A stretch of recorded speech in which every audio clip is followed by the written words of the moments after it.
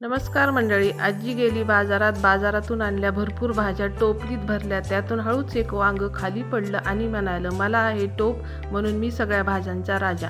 तेवढ्यात भोपळा म्हणाला, मी मोठा आहे म्हणून मी सगळ्यांचा राजा. कांदाही तितक्यात म्हणाला की कांदा आणि टोमॅटो म्हणाले की आमच्यामुळे भाज्यांची चव वाढते, आम्ही आहेत या भाज्यांचे राजा.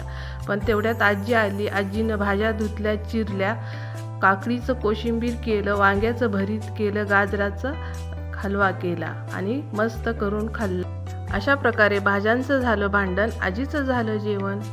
आता काय करायचं, काकडी बारीक अशी कापून घ्यायची, त्याची साल काढायची. काकडी थोडीशी कडवट असते म्हणून वरची साल अशी अलगद अशा चॉपरनं काढून घ्यायची आणि त्याच्यात थोडासा कांदाही तशाच पद्धतीनं बारीक करायचा. त्याच्यात थोडंसं तिखट, मीठ, चाट मसाला, तुम्हाला पाहिजे ते मसाले टाकून मुलांना खायला द्यायचे. खूप आवडीने खातात. धन्यवाद. लाईक करा.